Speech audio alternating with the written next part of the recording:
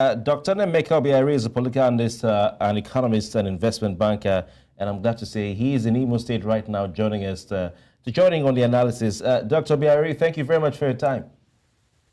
Thanks for having me. Good morning. I wonder how you got the electricity to join us this morning. Looking at the Labour, maybe one of the campaign promises would be, industrial harmony for any of the candidates. We hear that the governor of Imo State, Hope Uzodinma, may have sent some sort of a message or made some comment about the attack, for the first time, the attack on the NLC president, Obiaraeri. Have you heard anything like that? I've not heard anything like that. There is no official source that can be cited. Or not, of course, it's election season, and they already realized the impact of the grievous acts that they carried out against the NLC president. There's no official source to that. It's just one of those political gimmicks. And of course, why will it take them how many days to just come out now? They already know that the Imolites are not happy. They know that labor workers are not happy. They know that what they did was grievous, very, very grievous. So I'll call it one of those election gimmicks. There is no official source that can be cited for such. All right, Dr. Nnaemeka. Now, we also know that the power of incumbency always takes the win in Nigerian politics. What would you say is the popularity rating for Governor Hope Uzodinma at the moment in light of everything that has happened, especially with the labor unions? An official poll that was conducted on Tuesday, I will share it with you guys, show clearly that the labor candidates did by about 72%. In fact, you need to be on ground. I'm talking to you now from Okigwe. The popular opinion here in Imo State is, if this election is free, fair, and credible, incumbency does not count. You need to understand what is happening. I'm here in Okigwe, and I will tell you this. You know, Alex Suti, the governor of Abia State, did something wonderful. In 5 months, he had done what others could not do in 90 years.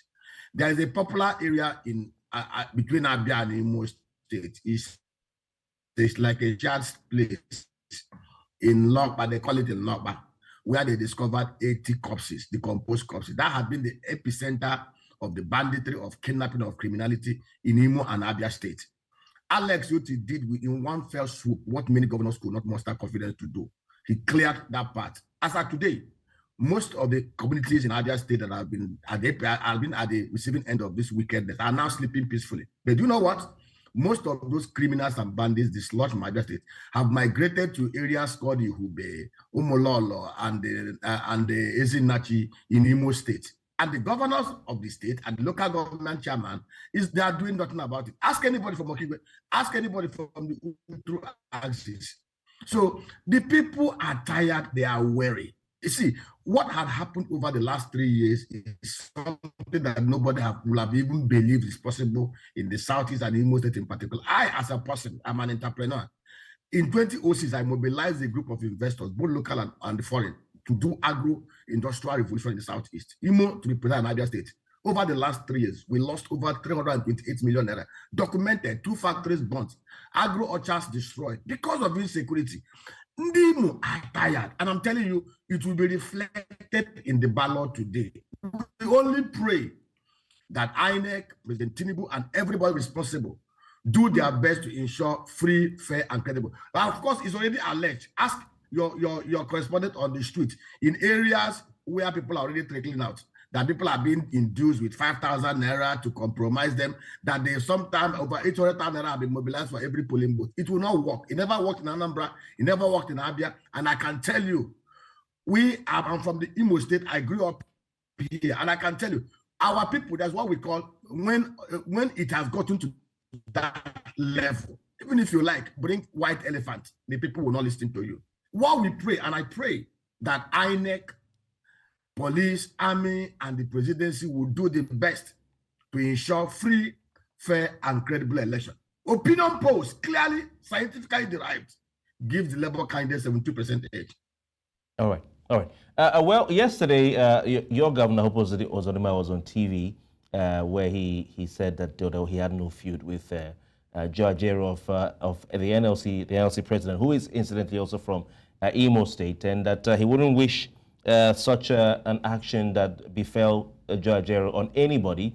He also went on to say that he didn't even know that Joe Ajaero was in Imo State, and of course he said that it had nothing to do with his government. He tendered an apology, not saying sorry to Joe Ajaero because he was behind it, that's Hope Uzun, but he actually said that he apologized because it occurred in his state, Imo State. But we're trying to be careful not to seem to be playing up some candidates and playing down the others. So we'll try and keep it a bit balanced and neutral here.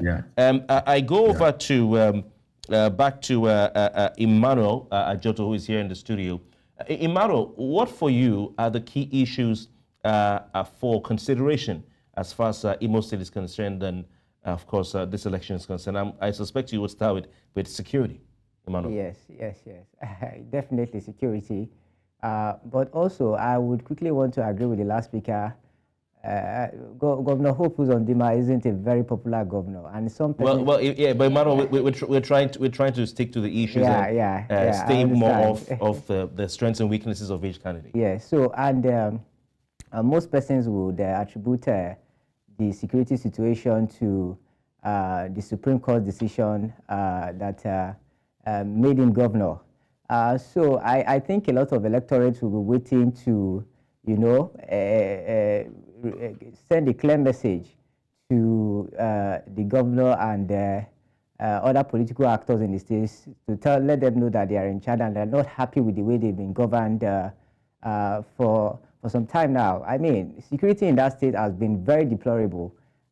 People are being killed. I mean, we have a full local government. I think that's all local government that we can practically say lacks government presence. And these are not things that we should see in a very sane society. So you are very correct when you say the issue of security is going to be burning in the hearts of the electorate. But we're also going to look at the issues of development. Yes, that issue is also going to, be one of those things that will be considered in electing a new governor in Imo State. I mean, most people are very optimistic that, Governor Alex Oti of Abia have started very well. They're very optimistic that if they can, have some kind of change in power, some kind of have the Labour Party. Well, we don't know. Like I said, we don't know. Yes.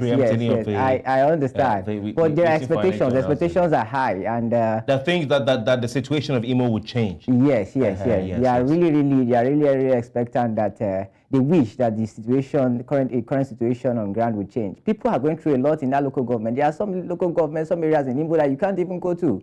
In fact, it was in that same Imo that a former PDP national chairman, I think Ahmed Gula, lost his life just like that. He came for a visit, and before we knew what was happening, we saw a news flash. He was gone. So this tells you that very serious things are happening in Imo. Very serious things are happening in Imo. And if you don't live there, you might want to think that these are very trivial issues. No, these are very important issues. And we just want to appeal to the political gladiators and the stakeholders in this election to please give people a level playing field. I understand that this is the first election we'll be conducting under our current president, and if the grab it, snatch it, and run away with it statement is anything to go by, I think it calls for concern. But we just want to appeal that everybody should be afforded a level playing field to test their popularity. I mean, election is not a good do or die affair. If people say they don't want you, you should be, you should be bold enough to just accept the outcome of the election and just step aside. If you feel, you've been, for some reasons, you've been shortened, then, like the popular phrase says, you can go to court. But we just want to appeal to INEC to afford everybody a level playing field and not repeat the mistakes it made in the 2023 February and March elections, where it changed the procedures of the elections while the elections were still going on. So these are some of the things that we just want to be counting on INEC and other stakeholders to, help us out with. All right, now let's get back to you, Chukwuma. I don't think I've been opportune to ask you any question in the course of the show. But then let's talk about, gender parity right now. Now, when you go to Bayelsa State, there are actually 16 governorship candidates in the election, 14 men and also 2 women. Now, I would like for you to tell us what are some of the reasons that accounts for the hostility to women's advancement and also the marginalization of women in elections and also in politics? Well, I think from time immemorial, politics have not been a women affair in time past. But of course, with more agitations for women inclusion, particularly in the issue of managing state affairs, especially at the policy level, it's even like very impressive to see like up to 2 women mustering the courage to run and up to that. And it's really going to take like a process. According to UN, it's estimated that if gender equality is anything to be achieved, then it's going to take about over 100 years. And I quite agree with that for some obvious reasons. Even developed nations where like, like issues of gender equality is on the line, like the United States of America with over 200 years of democracy, we're yet to have like a first female president. The United Nations is over 78 years. They have not had one secretary general that is a female.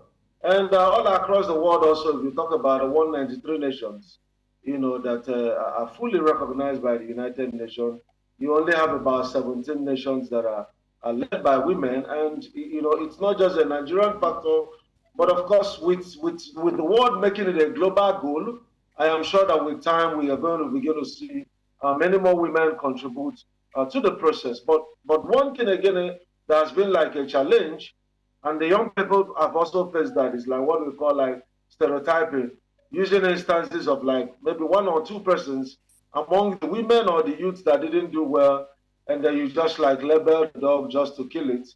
So sometimes like you see people make reference to a few women that, try politics, awful things they did, and how that should serve like as a warning to letting more women. But I personally believe that women have a role to play beyond the family and the kitchen, to also like in the way the society is governed. Very interesting. Over to you, Philip Sokolo, if you're still with us. Yeah. All right. Philip, so what to you are the key issues as far as Imo State are concerned? Yeah, thank you very much. Let me first of all dwell on the female participation in politics before I go over to the Imo situation as it were. Now, interestingly, Chukwuma has already stated the obvious, but what apparently is a little bit different and distinct that I will bring to the table is the issue that has to do with the fact that even women by themselves are a problem unto themselves. When I say this, advisedly, you could realize that around 2015, thereabout, you saw how Sarah Jibrin was contesting for a place to become president, but in the primaries of PDP, there were a lot of women who were also delegates, but none of the delegates apparently voted for her. That is a clear indication, in my thinking, that the female population are also a problem unto themselves. In other words, perhaps they don't love themselves in some way, as we could describe, but then apparently they need to also work. After all, when you talk about marginalization of women in terms of electionary process, are the men the ones actually marginalizing them? Are the men the ones saying they should not contest the election? But I think that that's another dimension that we should also look at. But as a way of improving that strand of argument, I will say that the starting point is even from the political party situation. How we run, who runs the political parties. If there is inclusion, if more women also indicate to not only to become women leaders of their parties, but to also contest chairman of their parties, secretaries of their parties, it starts from that point, because it is, and again, another problem we also that militate against them is also the fact that, most of these political meetings are held in dead midnights. Sometimes they only come to act them in the daytime. And, many married women, for example, may not be able to then be out there without their spouses, for example, suspecting that what will you then be doing in the dead of the night? Elsewhere, in sometimes private rooms or hotel rooms, having meetings with people. So these are constraints. Now let me end there for now, but I think that there are therapies to it, like Chukuma has also suggested. But if we go around them, we believe that there will be an inroad into women, participating in the process, like that. But then again, you could also see that sometimes political parties also open up the system that females do not need to pay huge sums of money to procure. All right, thank you so much, Philip Sokolo. Let's now move on to, let's take a look at the profile of the Imo State governorship candidates, showing on our screen right now. First of all, of course, would like to start with the incumbent governor. Well, we have Samuel Anyanwu. Yes. We have Anyanwu Samuel Nnaemeka. He's the PDP candidate, born in 1965. And talking about his education, he has a master's degree in political administration, University of Port Harcourt. And, he's the chairman of Ikeduru local government area. He was the chairman of that area in Western Imo State between 2004 to 2007. He ran for governor in 2019 elections, but lost in the party primaries as well. Now, let's move on to the next candidate we have, which is Ethan Neji Achonu. He's the Labour Party candidate, born in May 1959 in Okigwe, Imo State. He has a bachelor's degree in agronomy at John Cabot University, Rome, Italy. And let's move on to more candidates. We also have the incumbent governor there, talking about, just before we move to, let's talk about Governor Hope Uzodimma. And he is the current governor of Imo State, of course, like I said, born in December 1958 in Imo State, southeast Nigeria. His educational qualification, he has a master's degree in human relations at the University of Nigeria in Nsukka and a degree in political science, University of London. And he's definitely on the ballot, to run for a second term.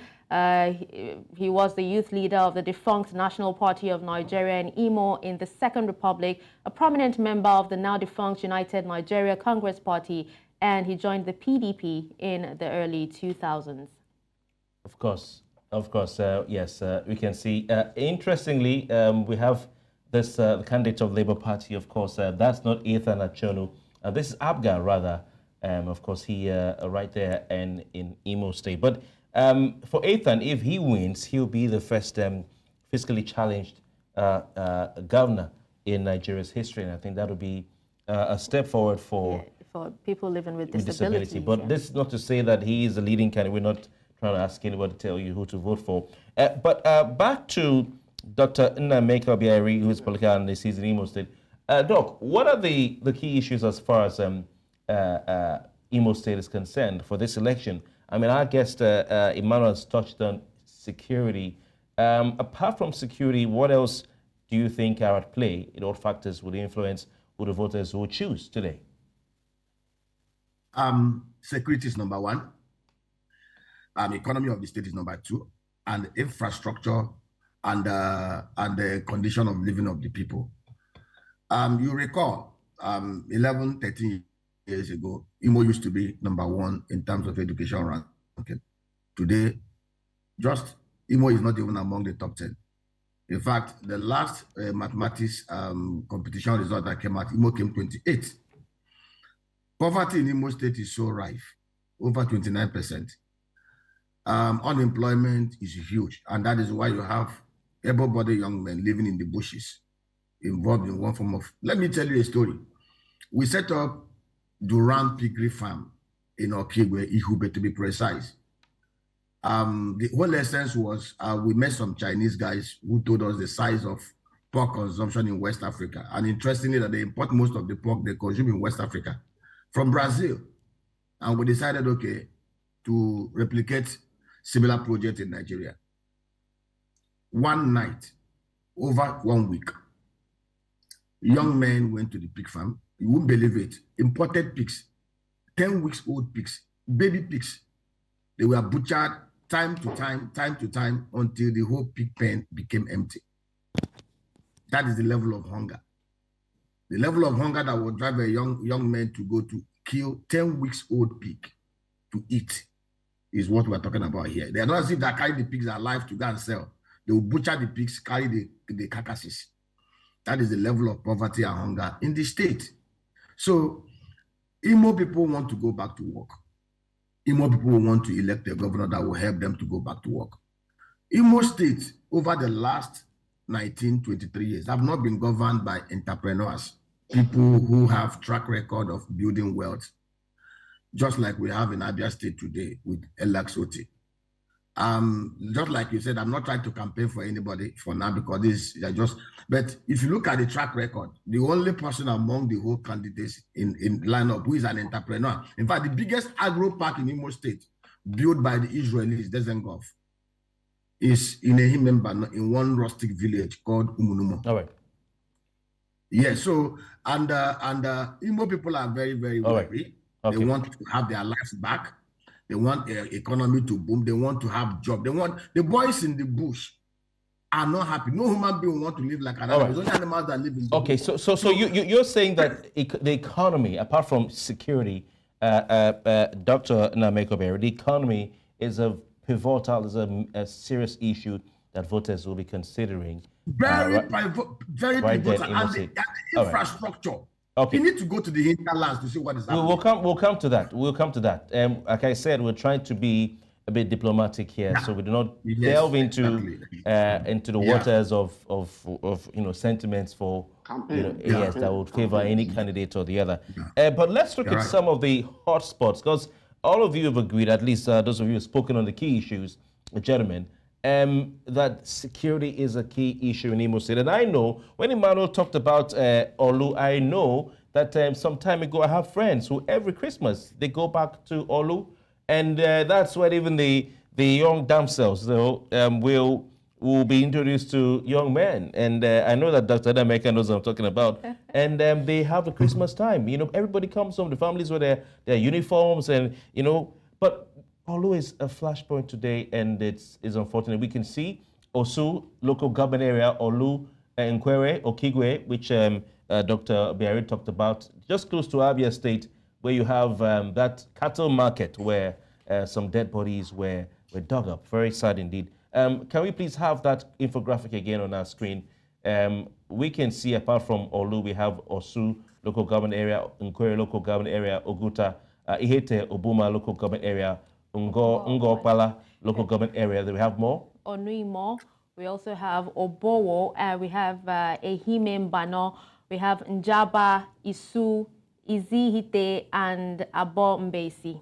Those are the hotspots for electoral violence in Imo State. Now, while we're still in Imo State, let's come back to you, Emmanuel, in the studio. Now, if you remember, during the general elections, a lot of candidates actually won their elections due to the popularity of the Labour Party and Peter Obi. Now, many say that Peter Obi's popularity in the Southeast can actually help the Labour Party gubernatorial election, gubernatorial candidate in Imo State to win his elections. What do you make of this? Well, I would want to agree with what you've said. Whether you like it or not, the Peter Obi factor in the Labour Party is not going to go away very soon.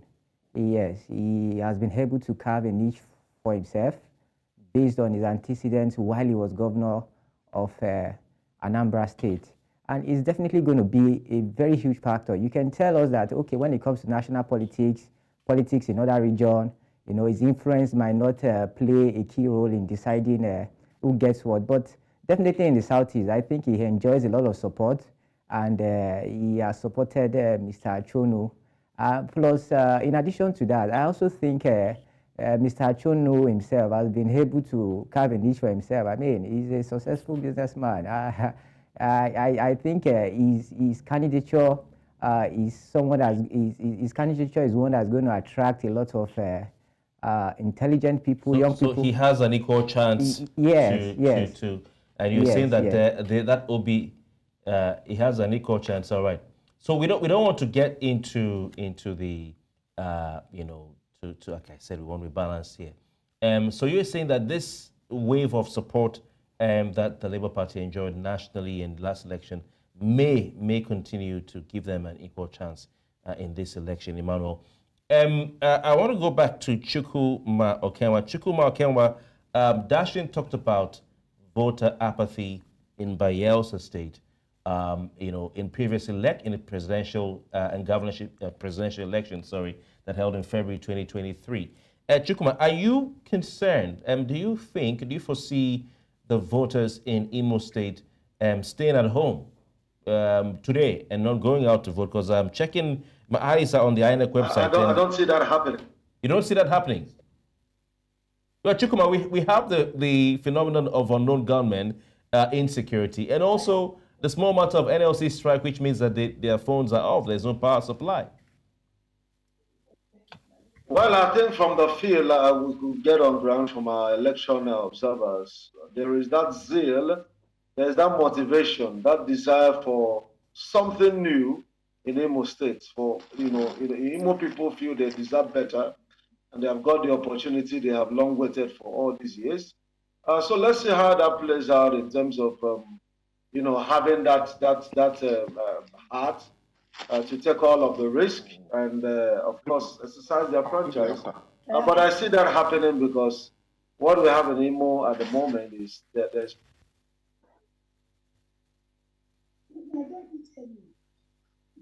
Okay, Chukwuma, it seems that are you there?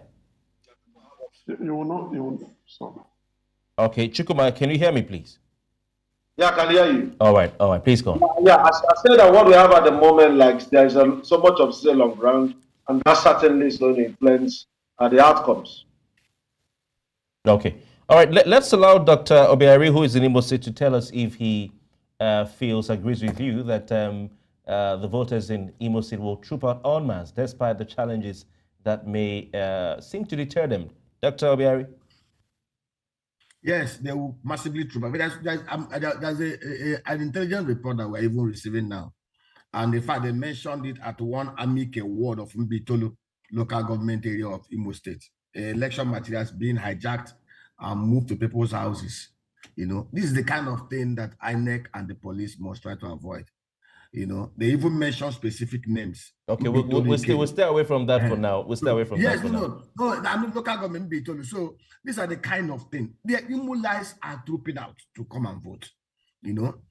But INEC and the police must ensure that the votes are protected. This idea of hijacking electoral materials, moving it to people's houses in specific wards to thumbprint and they produce results is not the way democracy runs. This idea of hijacking and the manipulating elections is not how we will build this democracy. The only way democracy can thrive is for people to be allowed to exercise their franchise in a free, fair, credible environment. So is the work. So I expect your correspondents in the field to also be digging and to be feeding you with information of what is happening. Just like last week I said, Imolites are trooping out in mass, and the federal government did something good. They brought in enough army, enough police. They changed most of those who were DPOs in this and all those. So to give a level playing ground, but still, reports are out there already. This is just 8:27 a.m. Electoral materials are being hijacked and taken to people's houses in different wards. Okay. We want to get into the because of course we need to confirm. So we want to stay off that for now. Yeah, we want to stay off that for now, sir, until we can confirm. We don't know who sent you the message, so we can neither confirm nor deny that report. So we'll keep it aside for now. But you were saying, Dr. Obiaraeri, that you believe that Imolites will troop out en masse to vote despite, insecurity that has bedeviled that state, and of course the current ongoing strike. Well, let's go over to when you have been pushed to the wall, you cannot enter. Like I said, Doctor, we don't want to get to the sentiments of the election. Let's leave that out for now and let's just stick with it. But I understand where you're coming from. Dashen. All right, now let's go back to you, Phillips. Yes, let's talk about INEC right now, and hopefully we'll reconnect with some of our correspondents to find out, what the update is on, voting and if it has or is about to commence. But then let's talk about INEC now. Many Nigerians are still unhappy with, everything that went down during the presidential elections, and they seem to have lost faith in the INEC and, all its promises, because it seems to be a case of promise and fail. What can INEC do to, regain or even redeem its integrity, when it comes to the elections, especially during this off-cycle elections? Yeah, thank you very much. Apparently, there's a general thinking that the elections went in 2023, particularly the general elections, INEC didn't do well. Well, that is a wider perspective, a belief by so many people. But again, if you also interrogate that elections, it shows a reflection of even some reality to some extent. But again, as a scholar, I tend to interrogate the situations. And when I came up with the finding, because I've actually researched around election and election security and election outcomes, and I've written extensively even on it. If you look at that election, you cannot readily always say that INEC didn't do well, particularly except in the area of transmission of results, that those glitches that occur. But it demonstrates even the reflection of reality to some extent in my thinking. I may not be right, but I think, why do I say so? For example, Bola Ahmed Tinubu, for example, losing the election in Lagos. Bola Ahmed Tinubu, who have been a governor 8 years, who have been the de facto person, determining how elections go in Lagos State. And he lost the election in Lagos, for example. Okay? And even people like the Plateau State governor, for example, the campaign director of the APC at then was, okay, losing his own senatorial election. A sitting governor, Ben Ayade, for example, losing election. So these are situations that you can see.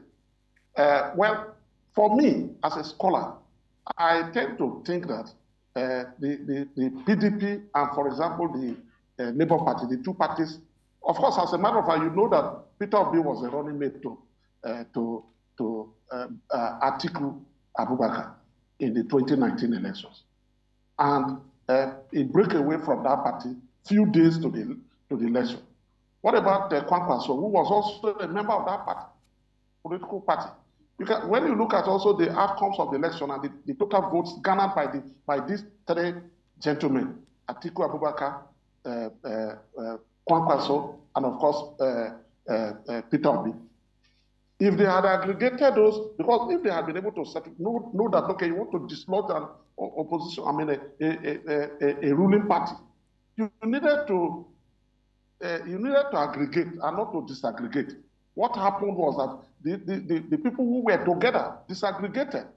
They left to their own separate ways. Remember, when APC, for example, wanted to take over power from an incumbent government of PDP, they aggregated. They came together, mergers. But here they disaggregated. How do you then expect that you would have had a win? I said these things seriously before the elections. I offered free advice, but as a matter of fact, Nigerians believe therefore that okay, Peter Obi alone, Labour Party alone would have gone within just that few period, and then they will win the election. Or Atiku Abubakar went with the five governors moving apart. Remember, in 2019, governors left a political party. And you see, the problem is that political parties and those who run political parties perhaps also don't learn from experiences. These are some of the issues. All right. So I, for example, I think differently. Now, let me go over to the Imo State situation. I can understand the perspectives that have been analyzed by my colleagues over there. I agree that some could also be sentimental and emotional, but that is not the issue. You cannot also say that, for example, the governor of the state, current governor of the state may not have performed. He probably may have performed, because there are some visible signs that people have said. But I take it from people like Dan Iwanyan, who has persistently been an opposition party member, who incidentally has always said that this governor had performed to some extent. And if you drive past Imo State, you could see some visible signs, agreed. But that notwithstanding, the way and manner the governor was enthroned to power is a determining factor. I agree with one of the analysts. And what do I mean by that? The Supreme Court gave a mandate that was freely given to Phillips. Phillips. I think you said earlier, and I will plead with you, gentlemen, that we do not, make comments that will seem to play up or play down any candidate or party. If we can just. That's exactly what I have done. Yes, I only balance the situation. Thank you very much. Thank you very much for that. They are promoted. We already corrected that. We already told. We already told it. I don't think he promoted, but he made a comment and we said no, that we just want to stay on the issues and not talk. So you would have just stayed off it for us. All right. We hear you want to go vote. Yeah, we hear you want to go vote. So we'll just give you a final sentence on INEC. Yes. Okay. Now, INEC as a body, in America, for example, we do not have what we can equate as the Independent Electoral Commission, but respective governments of the different states and the secretary, what can be equated to the secretaries of government of the states conducts elections. And in those situations, elections, people go freely to vote and come. In fact, there is not, we don't close down. We say people wouldn't move. I have monitored and of course observed even presidential elections across the world in different countries. This is not the situation, but I think that as we move on, improvements will be made such that even, for example, people like you would have voted earlier, and we have suggested this. INEC will have to improve upon it. The fact that, as I speak to you, the nurses and doctors and several people who are on call have not voted. Even the INEC staff themselves cannot vote. What about, are they not Nigerians? The security personnel that have been deployed, for example, have not voted, and they will not vote in this situation. I think there need to be an electoral reform to ensure that there could be early voting. And there also need to be, for example, one of my sons, who is over 19, he probably would have been able to vote, but he cannot vote. But if INEC open up the situation, after all, you take your ATM card to any bank facility or even a POS operator, and you can withdraw your money and do your transfer. What is difficult in INEC doing it in that way that people will not have to travel long distances? What is difficult that INEC cannot improve such that people you can, even whether you are in Lagos, you are anywhere, and you are a registered voter, and your voter's card is linked to a place, you cannot say where you are. All right. Whether Mr. Phillips Okolo, we have to move on. Yes, we have to move on, but I want to thank you very much for your time. We hear you want to go and vote. We wish you a pleasant voting experience, and please don't fail to contact us if you have any updates or any sort of news or information you would like to pass on. But thank you very much. All right, well, with that, we'll come back to you, Emmanuel, in the studio. Now, a major concern about today's election is the role of misinformation, disinformation, and also fake news, the role that it actually has to play or is expected to play, today during the elections. Now, reports also have it that just like the BBC report that came out just before the general elections and also during the general elections, that some influencers are being paid to, spread disinformation, and also some youths are being paid to spread disinformation. Now, when I talk about disinformation, I'm talking about other candidates and also parties. Now, I don't know. Can you share with us what you make of this particular concern? I think it calls for serious concern. I mean, generally, even aside politics, I think misinformation and fake news has become one of the major menace we have in our society today. Having said that, I mean, speaking to the elections of today, it didn't start today. misinformation during the general elections, misinformation during the off-cycle elections didn't begin today. I would just want to dissuade it. I would want to expect that the security agencies would be able to live up to expectation. The DSS should be monitoring the social media, be looking out for things that are capable to cause public unrest.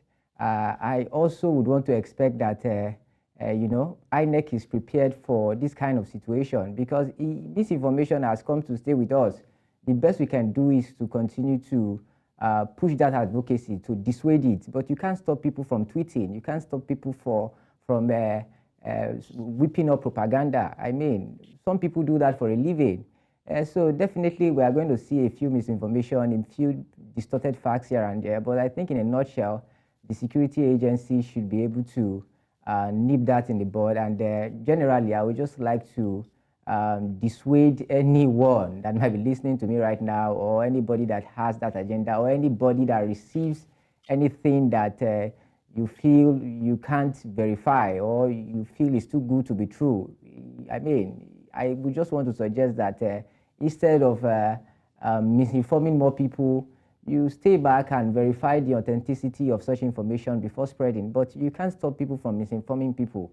It's something that's going to continue, but you can only do your best to nip it in the bud and just continue to advocate that people know it when they see it. When they see a fact that is distorted, they know it, they can spot it, and they can, immediately refrain from spreading such misinformed facts. So I would like to leave it at that.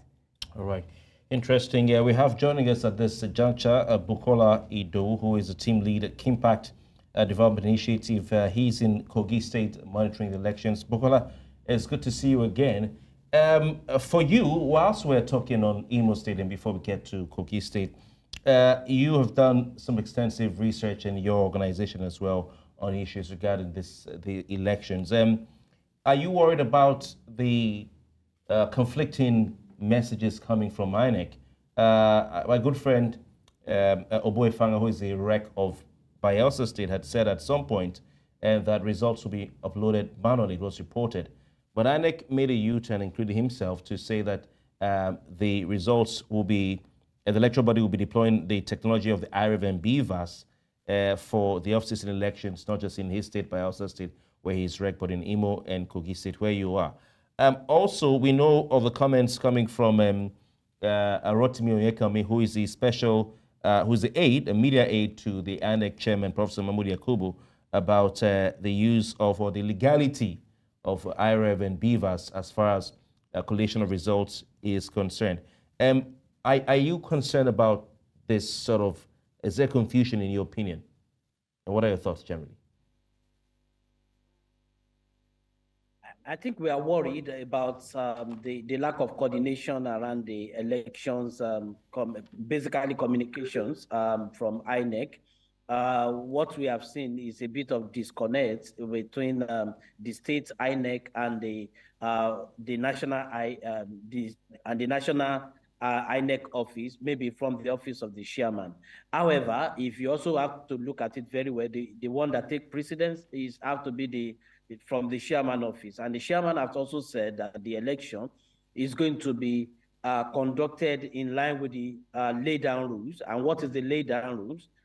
You conduct the election. I mean, people go out to vote. So you use your smart card reader. I mean, you use your PVC, and then you use the BVAS, and then BVAS accredits you, and after that you are given the polling, the ballot paper to go and cast your vote, and after that, during the time of the election, you count the election, and then you record it in Form EC8A, and then other a party agent sign, then it will be pasted. Now, when it's pasted, you are going to use the BVAS to snap the pasted Form EC8A and send there to IREV, and that is what we will be seeing on IREV.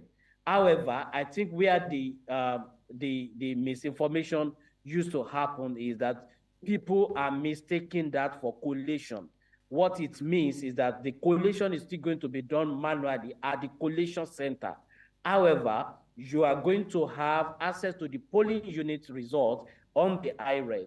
And I think that is what the commission is saying. All right, still talking about Kogi State, Bukola. Now, can you tell us what reasons might there be for some of the indigents or even the electorate to abstain from the election or even split their votes largely among other parties?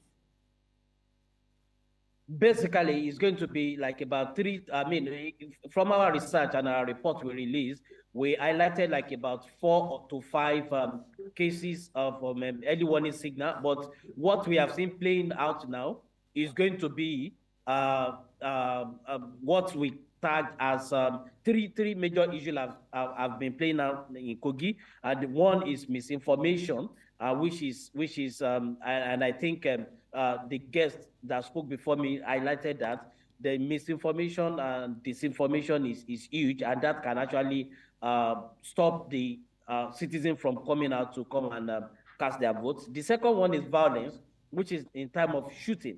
And that is rampant here, and which the shooting is intended to cause voting disruption, and that will actually affect people coming out to vote. But as it is in Kogi, as of this morning, people are still coming out to cast their votes. But of course, it's also too early to assess now, because some people are just coming out. INEC officials in some places are setting up, and already in some places they are already there. And then we've seen security. And again, how the security agencies will comport themselves today is also going to be a pointer to people coming out to come and vote today. Interesting. So just briefly summarize for us, since you got to Kogi State, where you've been for some time, what has your observation been? Are the people there expressing keenness to come out to vote en masse? Are they discouraged maybe because of some experiences from previous elections? Is there a sense of fear, palpable fear, that there may be some skirmishes and therefore people are staying back? What have you gotten a sense of since you got to Kogi State? Yes, I saw the sense of excitement mixed with tense environment and then uncertainty. And I think, you see people excited, they want to vote. And again, you also see people, in your interaction with some people and stakeholders, you also see people that are discouraged, looking at, when I say discouraged now, this is stemming from 2023 February elections, where INEC, I think in Kogi, you have a bit of drop in INEC confidence and capacity to conduct free, fair, and credible election, which is a real warning signal. And what do I mean by that is that people look like, okay, do you think INEC is truly independent? Do you think they can conduct a credible election? And that is why we are calling on INEC to see to it that they use this election to redeem their image and shoot up the trust level that have been going down from the citizen. So, and that is that. Then the other aspect is the election security environment, which is been laden with a lot of violence. Now, among the 3 states that is going to that are having the election today, Kogi recorded highest number of election violence, ranging from shooting, bombing, attacks on campaign materials, attack on campaign offices, and things like that. So, and even including a murder, we have been recorded here in Kogi. So, what it means is that that also provides an atmosphere of uncertainty. However, when you look at when the police and the military came in, and then the joy in the heart of the people, and they were sharing them on, that also shows that, look, we are tired. I just need people, you guys, to come and secure this election. But like we said, what will make the game changer is going to be the professionalism of the security agency, and the competence of INEC staff will go a long way in making this election free, fair, and credible. All right, well, thank you so much, Bukola Idowu, that's Team Lead, Kimpact Development Initiative in Kogi State, for speaking to us this morning. All right. While we still have you, Bukola, let's quickly go to, let's look at who the candidates are in Kogi State. And of course, we have been some known names, and then of course, we have some new faces. We're trying to see if they can make a splash in this election. If we can look at the screen, you look at your screen, you'd see that we have the incumbent party in Kogi State being. Okay, we can see live images from Okene in Kogi State, where we have our correspondent, Bettina Whaley, on the ground. It's quite interesting to see that people are already on the queue getting voting or getting accredited, which is quite interesting. Let's go over to Dr. Nnaemeka Obiaraeri. Are you impressed to see that in Okene in Kogi State that the voting procedure has already started? Dr. Nnaemeka. Yeah, very, very impressed. Very, very impressed. That simply shows that INEC in Kogi State are trying to do it right and to get it well, and that is why we are pleading. Democracy is government of the people, for the people, by the people. And the franchise of the people must be freely, allowed to be freely executed and all those stuff. So I think we need to commend INEC Kogi State, and we also need to implore INEC in Bayelsa, INEC in Imo State to follow suit. Elections will have started by now, and the people should be allowed to vote and let their vote count. Any idea of taking election materials to go and tampering somewhere, snatching ballot papers, compromising beavers and all those stuff. You saw the tweet of Professor Odinkalu, where he said, on a credible note, or the Professor Odinkalu is not somebody that is very flippant, that IREF codes that are supposed to be given to electoral officers to enable them upload. As at yesterday night, they've not received it. So these are the kind of things. One of the reasons why IREF was approved and included in part of our reformed electoral law was to ensure transparency. And INEC themselves said it. If result on IREF does not tally with what is collected, IREF counts first, because IREF was uploaded directly from the polling units. So this idea that, yes, manual collection is okay, but IREF is there to checkmate against results being doctored from the polling units to the ward centers and local government areas. And if we have now decided to destroy the check valve that have been put there by the National Assembly to guarantee and ensure free and fair election, then I don't know what we wish for ourselves. Nigeria, look at the top democracies in the whole world. Some of the top economies in the world, the top 10 economies in the world, are very veritable and robust democratic states. From America to Singapore, to Canada, to Germany, to UK, to Israel, to only democracy in the Middle East. They are doing well because the people have the right, and the people have been given the right to choose. So people are meant to work. But in areas where democracy has become a sham, like the kind of things we have been experiencing in Nigeria, and the media has a role to play here. It's not even good to shush people up when we come up with. See, the media has a role, and in those climes too, in the US, in Canada, in Germany, in Israel, the media practitioners there are very free. They are not gagged by any commission. All right. Yes, interestingly, Dr. Nnaemeka, you raised a very important point, talking about this manual collation, or whether the IRA poll is meant to be the final poll of course. Before I go over to Chukwuma Okenwa, I just want to bring back Bukola. Bukola, what do you say to the point Dr. Obiaraeri has raised? He's in Imo State, that INEC had said that the collation of results will be done both manually and electronically, and that the portal, IRA portal, the results collated, there will be the one that will be picked if there's any discrepancy.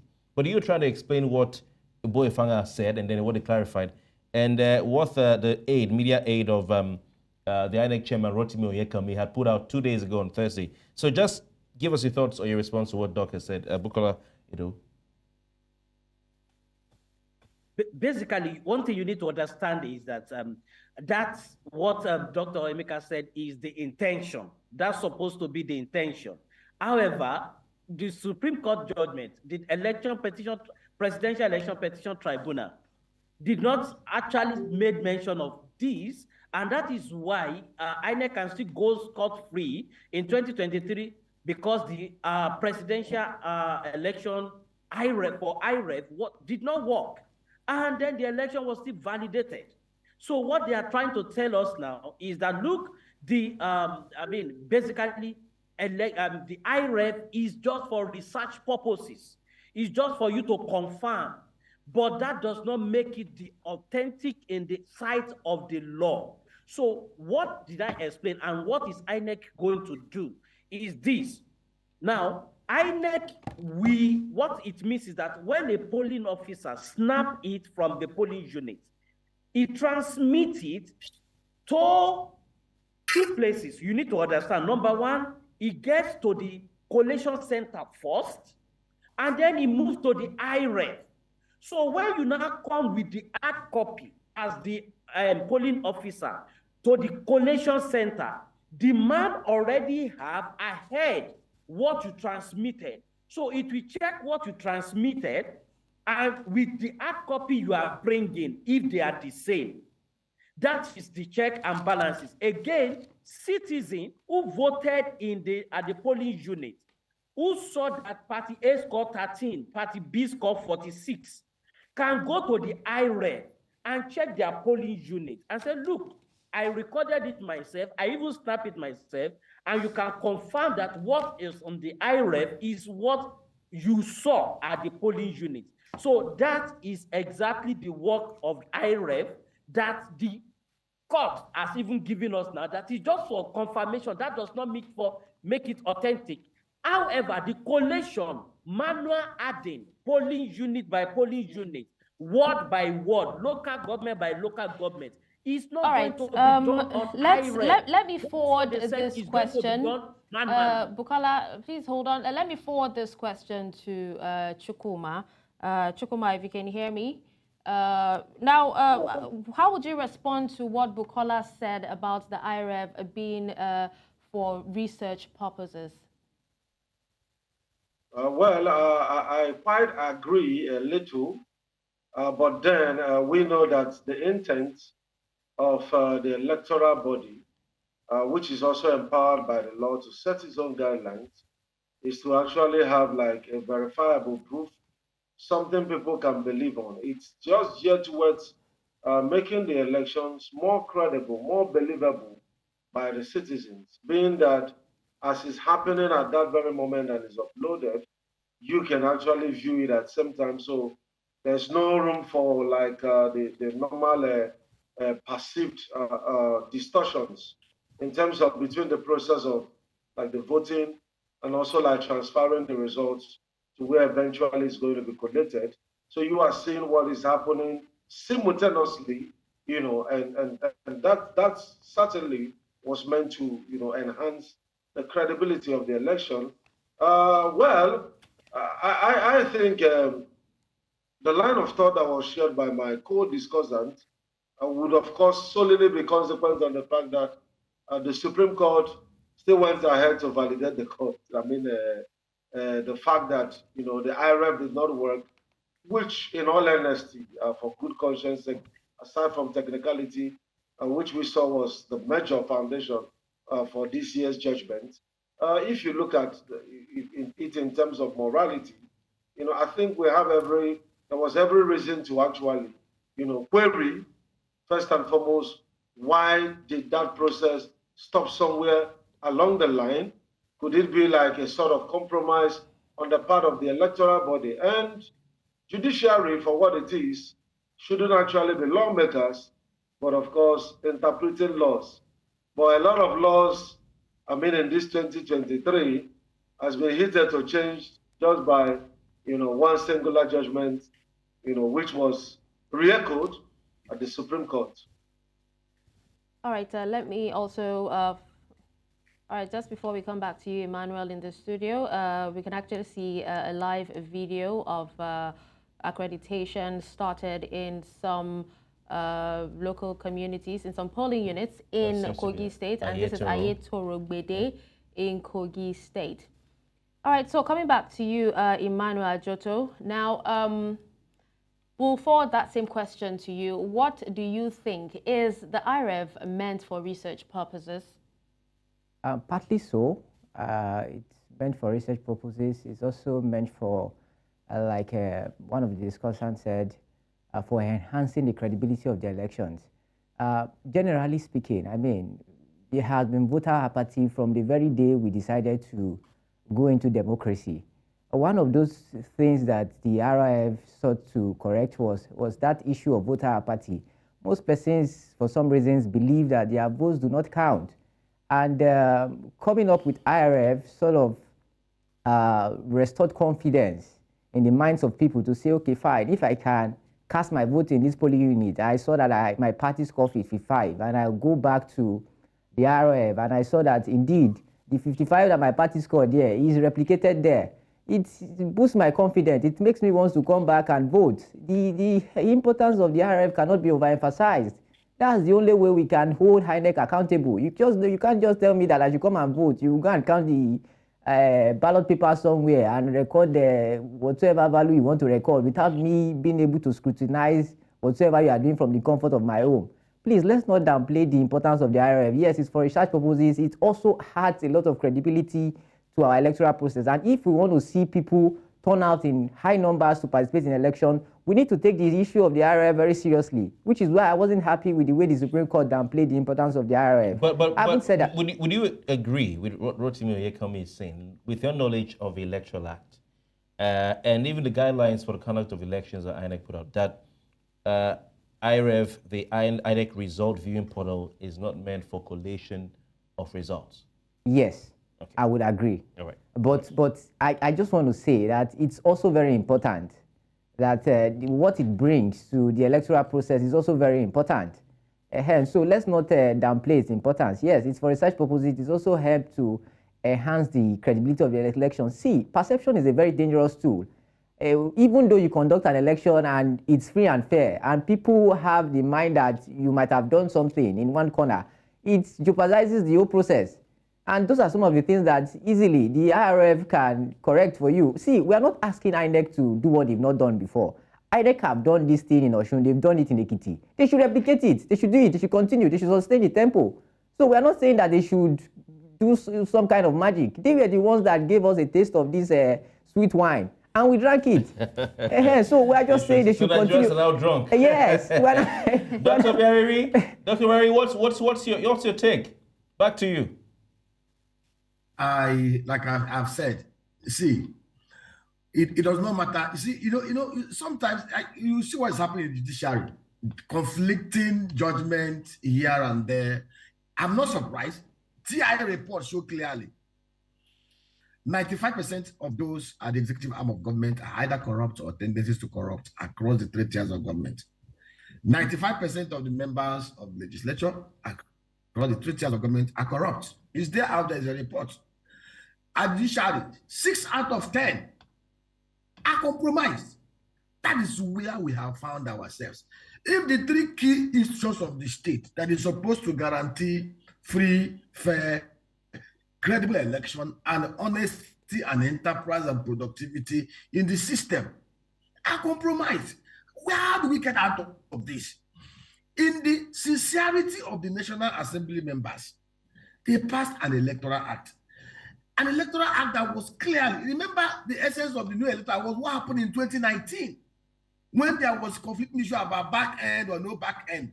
And the National Assembly amended the law in such a way, the IRF there was a transparency check valve. Elections are supposed to be uploaded from the polling units to IRF. The manual collection done at the ward and local government. And it was stated clearly, the intentions of that law was clear. If at any point in time, the results on IRF is not the same with the manual collection one, IRF trumps. That was the whole essence of the law. Members of the even judiciary, they know about this. For any judge, for whatever influence or manipulations to be doing whatever they are doing, that is to left for them. Men of good conscience, Nigerians of good conscience, we all know the truth. And until the very few good men continue to be consistently good, evil, wickedness, iniquity thrives in any society. When good and honest and credible men stay silent or do nothing. And like I said, The members of the fourth estate of the realm, the media, they have a very key role to play here. Interestingly, where you see advocacy, media advocacy, are mostly on the social media, Twitter, Facebook, by those who are not even licensed media practitioners. I'm sorry to say it, 95% of those who are licensed media practitioners either decided to swallow the dumb and the deaf medicine, and they cannot say or interrogate what is right. We all know, even my 11-year-old child knows the essence and the importance of IREF. And for any election result not to have been uploaded on IREF, that would have been enough ground for any sincere and credible and honest judge to have cancelled such elections. But here in Nigeria, we pamper criminality, we celebrate criminality, we cover criminality, we condone criminality. But Joshua said, even when Israelites were doing it in the scriptures, as for me and my household. All right. All right. Thank you so much, Dr. Obiaraeri. Thank you so much. Now let's move to Bukola Idowu. Bukola, if you can hear me, I would like for you to tell us what are the key issues regarding Kogi State at the moment. All right. So I think, please permit me before I just mention that the issue of Kogi, I need to talk just 30 seconds on this issue of IREF. Yeah, but Bukola, before you go on, can you kindly, yes, please, kindly tilt your camera slightly down so that we can see your face fully. If you can do that for us, that'll be appreciated. That's fine. Thank you very much, Bukola. All right. Yes. So please go on. Okay. So I want to say that, look, what Doctor is saying is correct. That is supposed to happen. That is what we expect. However, the only aspect I want to say there is that, look, the National Assembly, the politicians doesn't have a good intention. Even on this issue of IREF, the people that have good intention was the INEC. National Assembly bundled this old stuff. And I don't know if you have seen the Electoral Act. We started using IREF 2020 in Edo, Ondo, and then we moved to Anambra. And then it was perfected in Ekiti and Osun.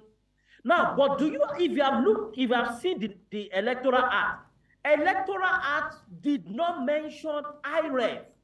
Electoral Act did not mention beavers. So what happened? Electoral Act only said INEC is at their discretion to transmit. But the discretion of INEC can be found in their guideline. So INEC guideline, Article 38 of INEC guideline, explain in total, mention IREF, mention beavers, and said they are going to transmit it to IREF. However, if you now go, if you check the Electoral Act.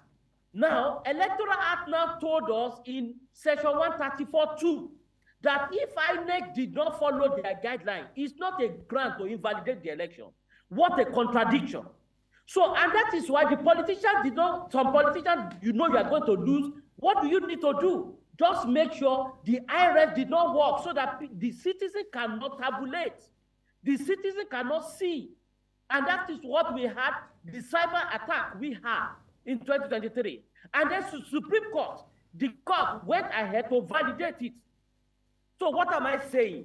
Is that we must make sure that IREF get to the Electoral Act, not in INEC guideline, so that we can have the force of the law.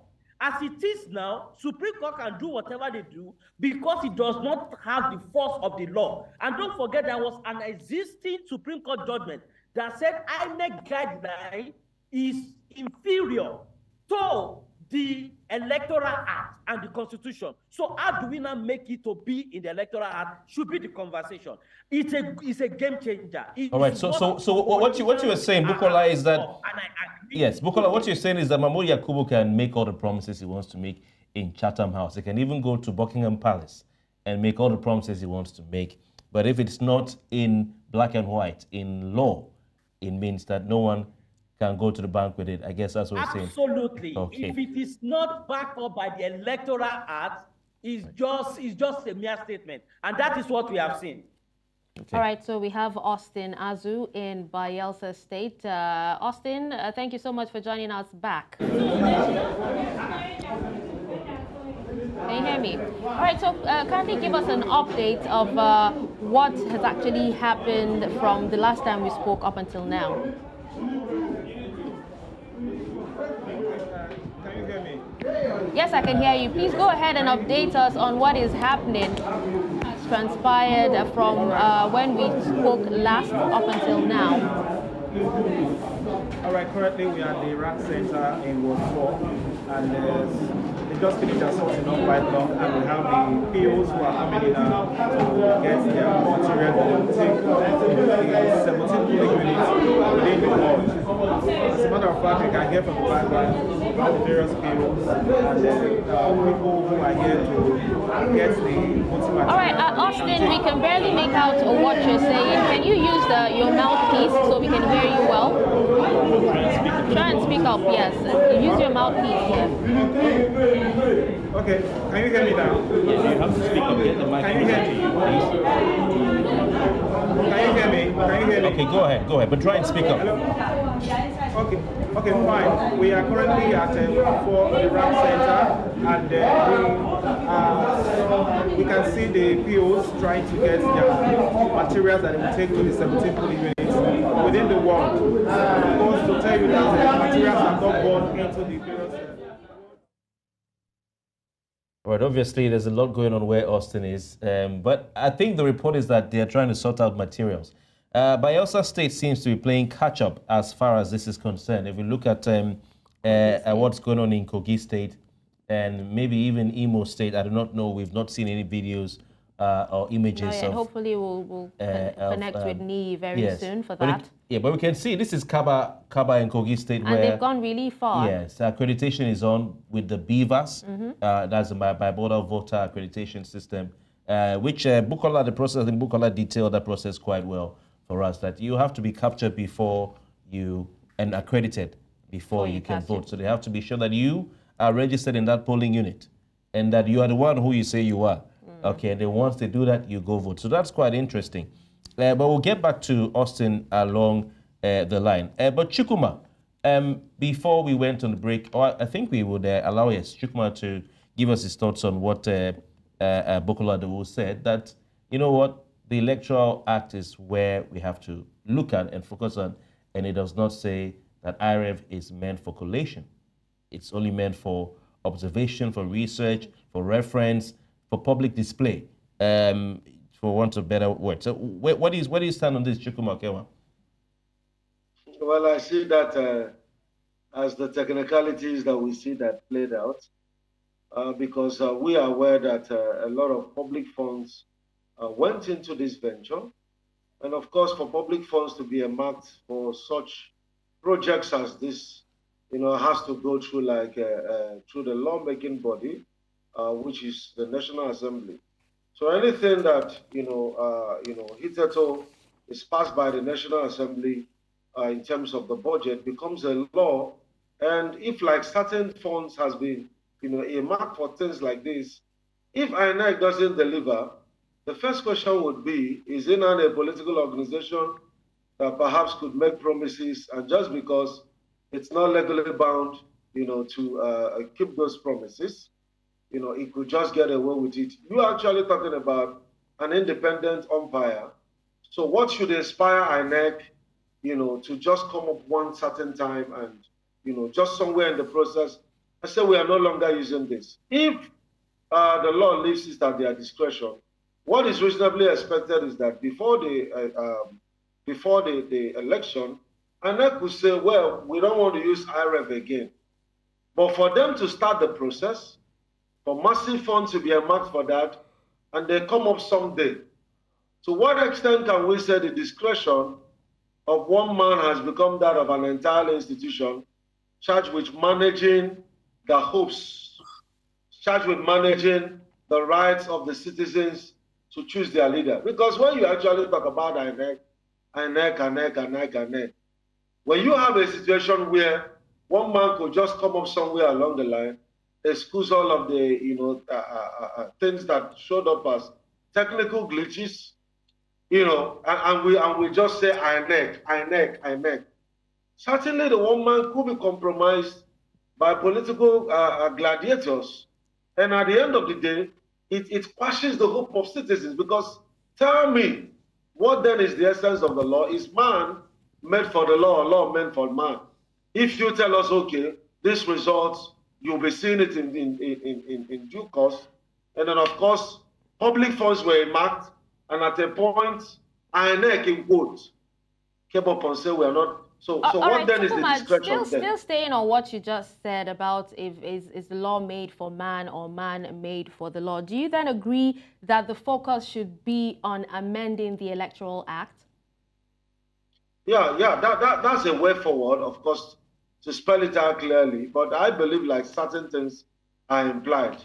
That same law empowered INEC, right, to use its discretion. How many discretion does INEC have, please?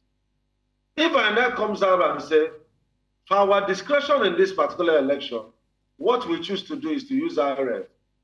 That's discretion. They have used that. I don't think the Electoral Act mentioned discretions, such that INEC have like several alternatives. You have utilized that one discretion. You've told all relevant stakeholders, you know, there were fears, and you came up and said, well, forget about all those, you know, claims that we're not going to use IRF, you know, that they're all fake news. And all of a sudden, we see another discretion. So to what extent are we now going to say that even INEC has become a law unto itself? If the law says one discretion or just discretion, then INEC can, as many as possible, come up to them and say, oh, we won't use this just at the middle of the election, just immediately the elections end. And then in another election, the same INEC is also coming up to say, we're going to use IRF, you know, we're going to use BVAS, and I mean, is that supposed to be like a joke? Is that supposed to be like a political organization or like a body that is charged with? Because don't forget, in this particular matter, what was actually on trial was not either APC or PDP, but the integrity of INEC. So tell me, as an organization, you told us stakeholders, we are going to use this. And then somewhere along the line, you are now coming up to defend why you did not use that. Stop you here. Would love to reconnect with our correspondent in Bayelsa State, Austin Azu. Hopefully, we have better audio quality this time. Austin, if you can hear me, please go ahead and give us an update. Right now, we are currently at Ward 4, the rack center, where the sorting of the electoral materials were concluded earlier on. And we can see from behind, you can see the various office trying to locate their various polling units. We have 70 units in Ward 4 in this ward. So far so good. I think after that they will try as much as possible to go to the various wards, so that various units, so that they will be able to start the election. So far the timeline is about 17 minutes past 9, and the election ought to have started by 8 a.m. So we don't really know what happened, why the delay. But from what we can see so far, that it's still ongoing, and they are calling on the POs. So as soon as the POs are able to get their materials, I think they will start moving to their polling units for the onward exercise. Very interesting. So what else can you tell us, Austin from Bayelsa State? What else can you tell us about the situation, apart from the fact that the materials are being moved very, very late compared to other parts of the country like Kogi State, and also behind Shell as far as INEC's timeline is concerned? What reason is being given for this delay? All right, talking about the reason for the delay, we try as much as possible to get across to any of the INEC officials, but all of them declined. But we don't know why the delay. But from the headquarters of the office yesterday, we went earlier, we saw that there was no posting materials on that. So it means that they are taking them to various work focus lines. But however, because of the cost in place, I couldn't find out what happened. But things were right there for time. When you are facing the ballot office and the INEC officials trying to sort out things. So we don't really know what the ground now that they are trying to sort out. But all we can say for Breaker is that the POs have started taking the material and they will start moving forward to their various polling units. All right, Austin, just quickly, All right, we will reconnect with you later, to give us more update on this. Thank you so much. All right. Before we went, we had Chukuma Okema on, but I want to go before I get back to to Bukola, because Bukola, you didn't tell us what your key issues are. You were responding to Dr. Nnaemeka. You've been silent all this while, but do you also agree that, for now, the laws do not mandate INEC or make it compulsory for INEC? Do we still have Nnaemeka with us? Okay, I'm told we have lost. All right, so back to Bukola, though, having talked about this whole INEC IREV issue and manual or non-manual collation of results, let's look at what do you think are the key issues surrounding this election that are important to the people of Kogi State. Bukola. I think the people in Kogi State just want to cast their votes and go home peacefully. A lot is not at stake for the people of Kogi State, but a lot is at stake for the politicians.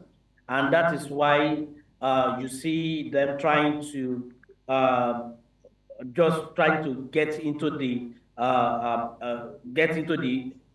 into position by all means. And for me, if you look at it in Kogi, as of this morning, as I'm talking to you, it's still relatively peaceful. Even from the clips on the screen that you have shown so far from Kogi, voting has started. People are already voting, and you saw the picture in Okene, people came out and vote, and people are still coming out. But like I used to say, from our experience, monitoring election and observing election, most especially around election security, things start to happen anytime from 1 o'clock. And that is why we have been shouting and then talking to the security agency, that is the time to step up your game. Because that is the time you start counting, that is the time you start seeing ballot box snatching. And the technique is that they want to snatch it as at the time that it may be difficult to replace. For instance, now, if anybody snatch a ballot box now, it can still be replaced. But when they snatch it towards the counting, when you have a lot of ballots in the ballot box, and then you snatch it that time. And so what it is now is that I can tell you categorically that you might likely have peaceful election. Everything will keep going on normally, maybe until 12, and then we need to step up our game as at that time. But as it is now, people are coming out to cast their votes. All right, let's come back to you, Emmanuel. We actually just got update from a lawyer and also a human rights activist saying he posted on social media, actually, that password to transmit results to IREV issued yesterday by local government supervisors in Imo for the use of today's elections has been withdrawn without reason. And also, the Independent National Electoral Commission has actually debunked this social media rumor or report saying that it withdrew passwords for the upload of results to the viewing portal from its officials in Imo. Okay, I just want to say two things. One is Professor Odinkalu is not a charlatan, not at all. For him to have put up that tweet, I'm very sure he had credible information as regards that. But I'm not going to justify what he wrote. I'm not going to say if it's true or not, but I'm just letting people know that Professor Odinkalu is not someone that will just wake up in the morning and begin to tweet. Secondly, INEC, I don't expect INEC to accept what he has said. But the election is here. I mean, let's wait and see. I mean, the man has made an allegation. So let's just wait and see. In a couple of hours, we'll see if we'll be able to view these results in the RF. I think we will then be able to now pronounce a very good judgment on who was right or who was wrong. I must also say that commend Professor Odinkalu for always speaking up for the Nigerian people. I mean, he has nothing to lose by keeping quiet. So some persons are quick to say, oh, fine, this might be fake news, this might be... Professor Odinkalu does not have anything to lose by keeping quiet. So I just want to commend him, and I urge other well-meaning Nigerians to be actively involved in our electoral process and don't adopt the conspiracy of silence. You should say something when you see something. Thank you. All right. All right. Thank you very much, Emmanuel. Well, we can see the images on our screen. Bayelsa State Governor Obiaraeri casting his vote right there in his polling unit. I can't tell which it is, but of course that's in Bayelsa State. You can see he did that to the smile on his face, and I don't know if he would be able to talk to the press, but you saw him walking all the way to cast his vote. INEC had already said that politicians should not go to the polling units with any security guard or any police orderly. I don't know if they followed him there, though I can see some of them behind him. But it's good to see. We can see even we can see the ballot paper. I don't know. Is this something you're worried about? What we can see he has is DSS, people with him. Emmanuel, what do you think about this? He looks like a very comfortable man. Like I said earlier on, he has the heavyweights in his corner. Yeah, no, but I'm talking about the presence of armed DSS operatives with him. Well, I can't say. I mean, you could. Because this has been frowned on by INEC. Yes. They explained. I think the police chief explained. The spokesperson for the police chief explained yesterday that we are going to see 3 tiers of security. Those at the polling units are not going to be armed. They are going to have those in the middle who are going to stay very close to the polling units. They are going to be armed. And we are going to see those that are going to enforce the no movement / restriction to, to movement in general. I mean, those ones too, they are going to be armed. But I can't speak to this directly because, like you rightly said, I spotted as well a DSS operative there. But you don't. Yes. But you can't say if he came with them or if they were just on ground to ensure. No, you can still be moving with him. Yes. Okay. He's the governor of the state. He's still a sitting governor, so he might enjoy such privileges. They haven't done anything that is unconstitutional. They haven't intimidated anybody. They are just walking along with him. I mean, he's a governor. I'm not trying to say that all governors should come to the polling unit with their full entourage, but I'm just saying I can't directly speak to what I can see now until I have the full information about what's going on ground. Yeah. All right. Let's go back to you, Chukwuma. I would love to hear your thoughts on the INEC debunking Odinkalu's post about them withdrawing their passwords from its officials. Well, the day is upon us. And we've got no more time to prove who is actually telling the truth. But of course, INEC has also taught us to understand that there could be a difference between your intent and your expression, your intentions and your expression. So when INEC comes up, either debunking rumor or even with information now, citizens are still waiting for what INEC discretion will be at the end of the day before we can actually pitch our tent on a thing. Since, like, as a very sensitive organization, it has not been able to manage the goodwill of Nigerians, the perceptions of Nigerians.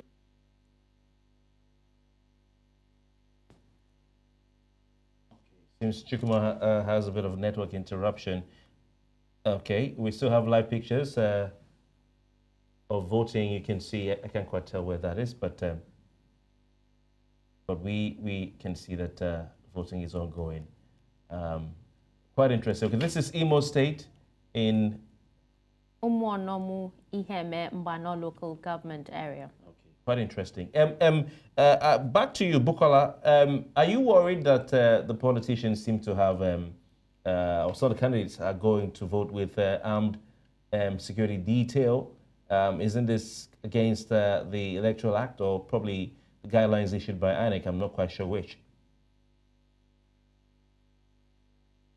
I think that is absolutely wrong for any politician to go into the voting arena or the voting points and units with armed policemen. The law did not allow that. And whether, even if it's a sitting governor, as of today, is still a candidate. And so what you should have done is to, of course, ask them to move the perimeter. There is the statutory perimeter I think like about 300 meters or thereabout, or 30 meters thereabout, that you cannot have arms within the polling unit. So he should have even asked them to stay that way. But of course, as we have it, people break laws with impunity in Nigeria, and I don't know what we could do. But even just last week, Sunday, the Inspector General of Police said it, that there is not going to be, they are not going to allow any politician to go about or go into the polling unit with armed men. But this is, we can still see this now, and it's not something that should be encouraged. Are you concerned about the fact that the ballot paper is being flashed before the public? Because I think that should remember what happened when the former President Buhari voted, and they did his thumbprint, and then he showed it to if I'm not mistaken, I think we could see the Obiaraeri thumbprint on that paper. Is that a concern to you or not?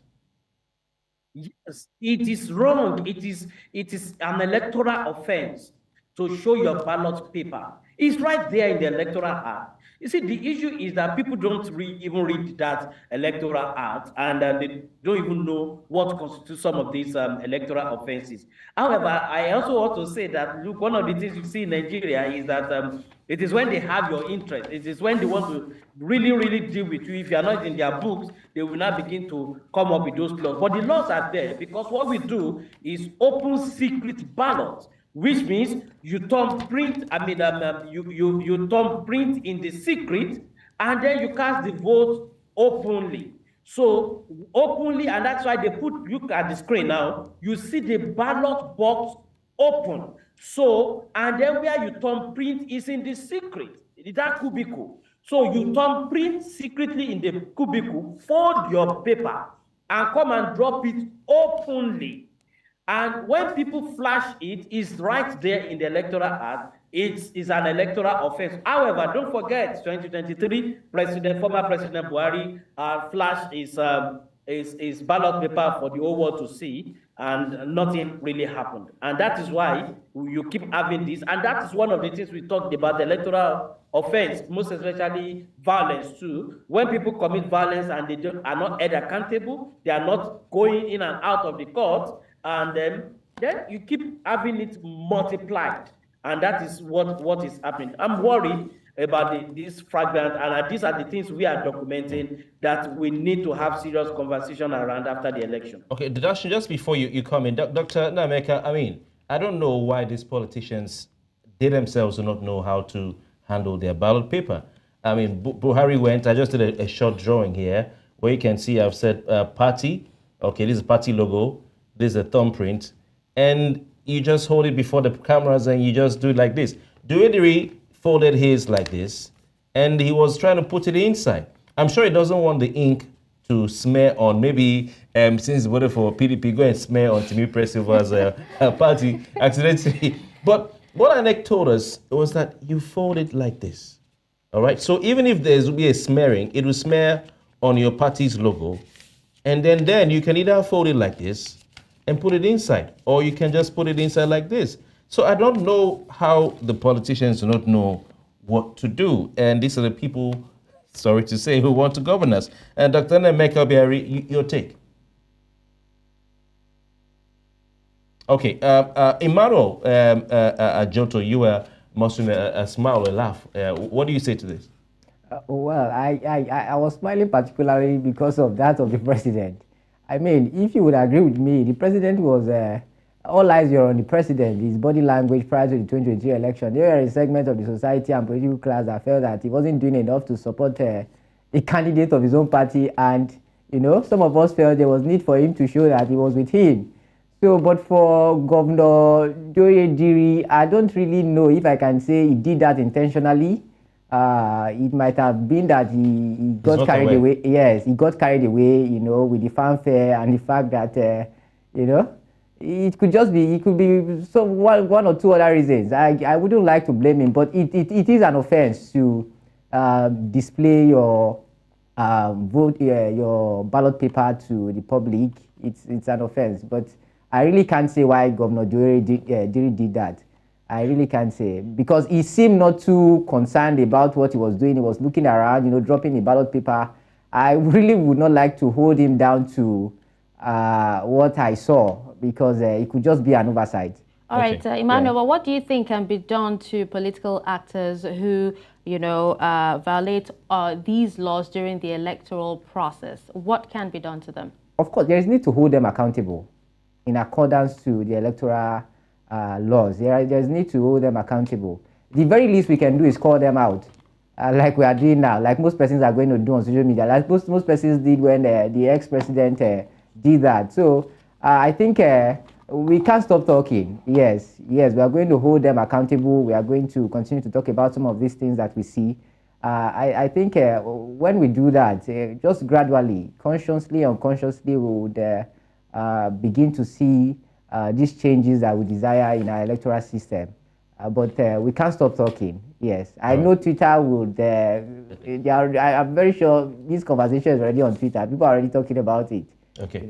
So we're going to appeal to the governors, the excellencies, the candidates as well, and the voters. Please don't show your vote to anybody, because the reason why INEC is adamant that this, and I'm sure Bukola, who is civil society, will agree, is because to curb vote buying and to curb some sort of campaign or influence on that day. Don't fold your ballot like this when you thumbprint it. All right, don't fold it like this. And or this like is the this, reason why voter like education this, because is you very could end up important. smearing someone's own. So Yes, what you do is you into two this way, and you can now fold it this way. Nobody sees it. You come out of your polling box, and then you just put it inside. No one is meant to see it. I think in some states we had in the last election that people were flashing.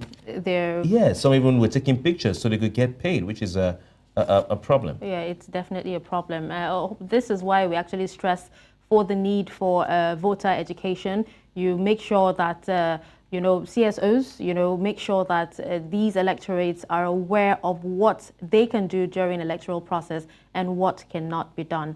Now let's take a look at the profiles of the candidates of Kogi State governorship elections. According to the candidates list published by INEC, the governorship elections in Kogi State will be keenly contested by 18 candidates. Now, the first on the list is Ahmed Usman Ododo. He was born on January 1st in Okene, Kogi State. And talking about his educational background, he has a national diploma in accounting from the Federal Polytechnic Bida, Niger State, a BSc in accounting from Achievers University, Owo, Ondo State, an MSc in accounting from Salem University, MBA University of Lagos State, and he was the Accountant General of local governments, if I'm not mistaken. He's a certified accountant and a member of ICANN as well. And he was the Auditor General, not Accountant General, of that's the Local Government Auditor General of Kogi State, registered professional at FRCN.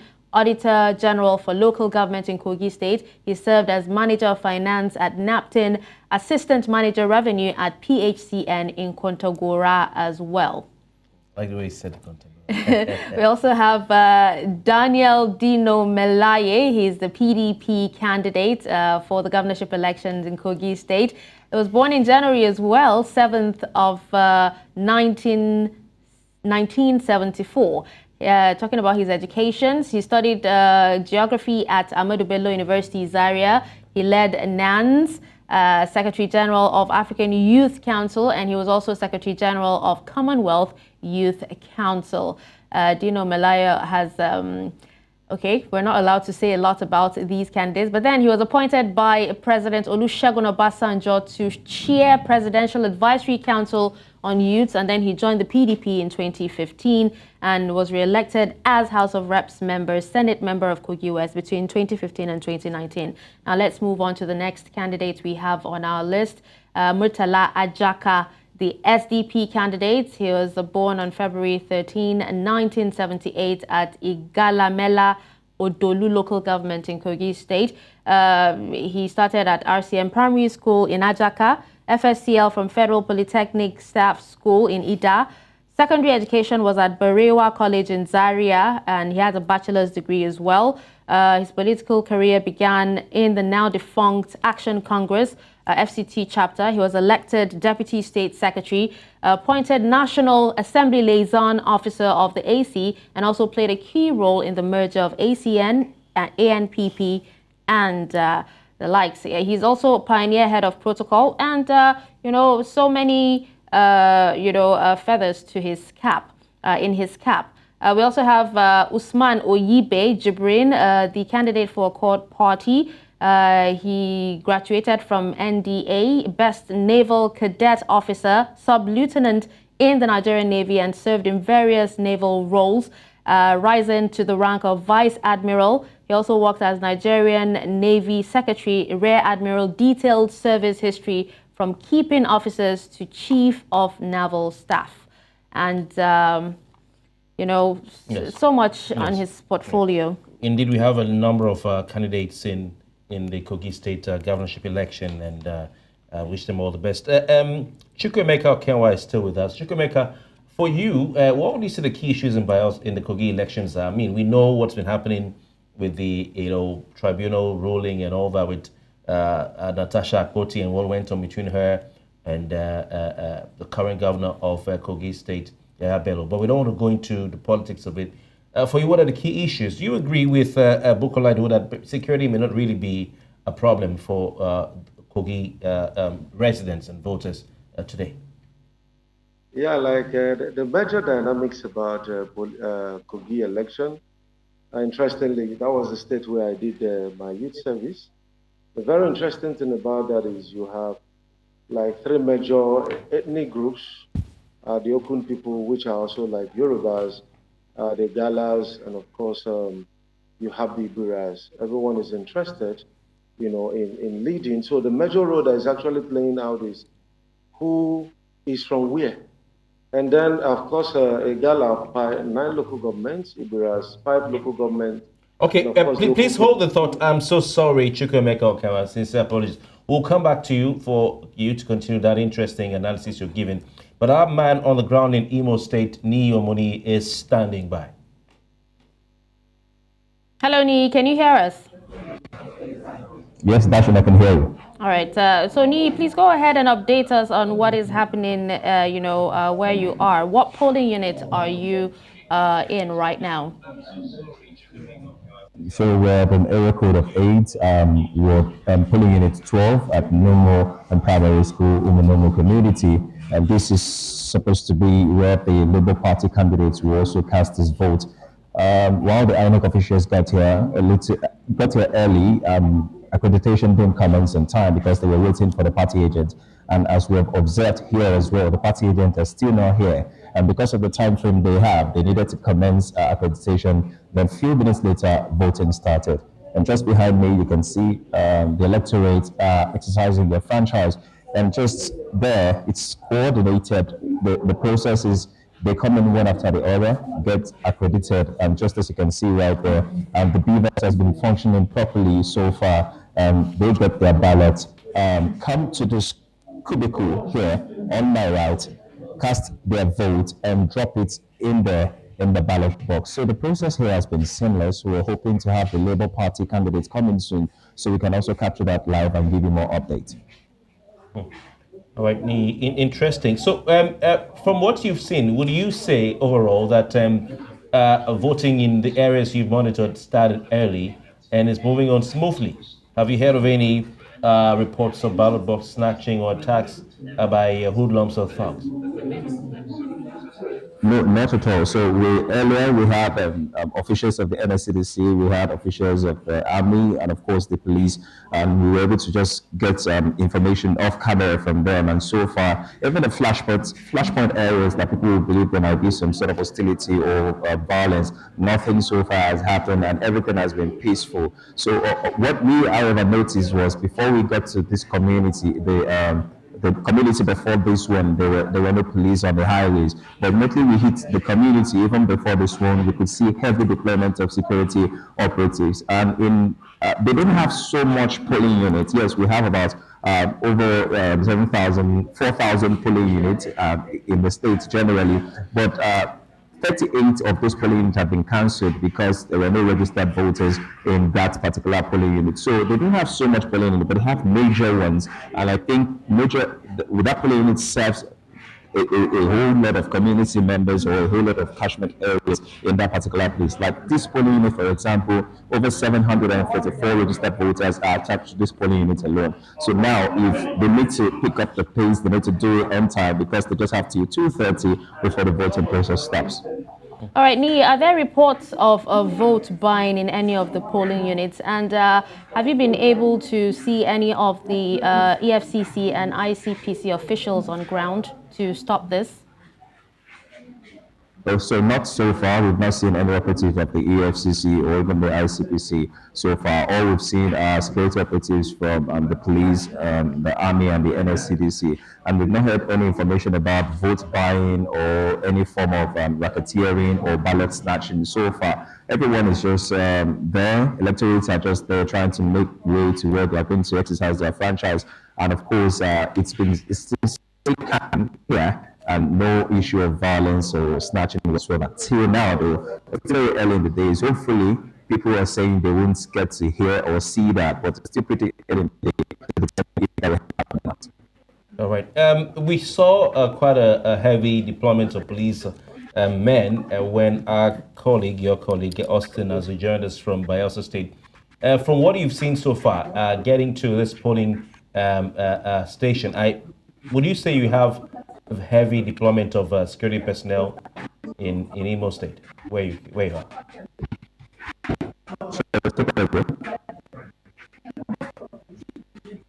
All right, let's pause from that report by Nii. Nii will get back to you. Thank you very much. The candidate of the All Progressives Congress, Usman Ododo, is voting in Kogi State. We're going there live to see some of the images and footage from that.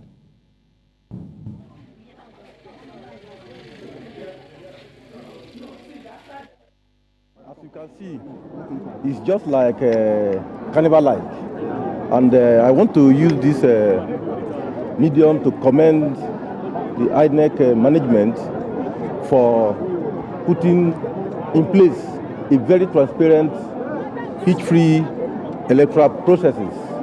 And again, the security agencies, they are doing very wonderfully. As you can see, the election is peaceful and orderly. So I'm happy about that. Thank you. If I feel your heartbeat, will it sound confident? If I listen to your heartbeat, will it sound confident? Very well. Well, you should know. You know, as you can see, I am on ground. This is my village.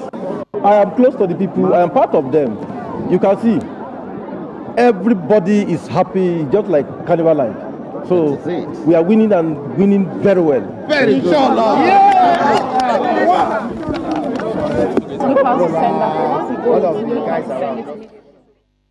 Right, that's the candidate of the All Progressives Congress in Kogi State, Usman Ododo.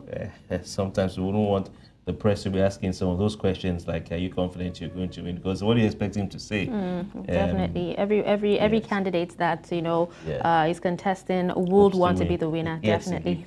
It's a very sensitive time, and colleagues have to be careful kind of questions they ask. But you can see images from Imo State. No. Dashen, can you say that? No. I can't say contact right the way you said it.